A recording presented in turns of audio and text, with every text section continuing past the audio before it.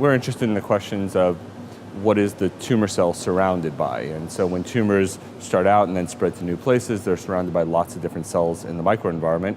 Those cells are really diverse and play very critical roles in how the tumors metastasize, plays roles in drug resistance. And so we're interested in all those cells surrounding the tumor and how they ultimately impact on the tumor cell.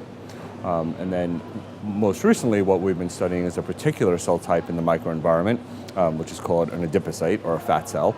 And these are incredibly common cells, and in melanoma, they're particularly important because as melanomas grow into the skin and get deeper into the skin, they become entirely enmeshed by these adipocytes. And so a lot of the work that we talked about here is to try and understand that biology. How do those adipocytes play roles in melanoma progression? And some of the work we talked about here, we discovered that one of the things that adipocytes do is that they can donate fat or fuel basically to the tumor cells, right? And that can be one of the many ways that tumor cells can progress and invade and move to new places.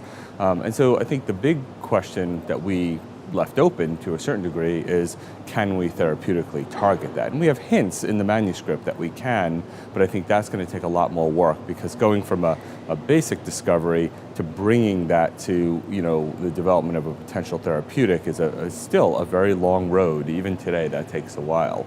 And I think there's two main challenges there. One is targeting this adipocyte melanoma interaction even a viable option? Could that even work?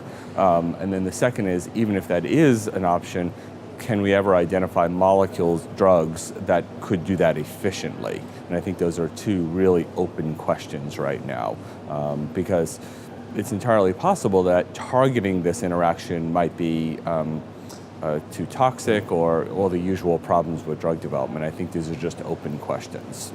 I think what is likely to happen over the next couple of years is as we become more and more comfortable with both target therapy, immunotherapy, that I really do think we'll start adding on newer therapies, perhaps targets in the microenvironment as well. I think there are a multitude of targets in the microenvironment that interact with tumor cells to promote resistance and metastasis. I think adipocytes, or fat, is one such target. I think there's a lot of increasing evidence that fat or lipids seem to play a very unique role in metastasis. So I think that this is a really going to emerge as an important hallmark of cancer. And I think broadly, a lot of us recognize that tumor cell metabolism, whether it's fat or other types of metabolism, is likely to be an extraordinarily important target for melanoma over the next couple of years.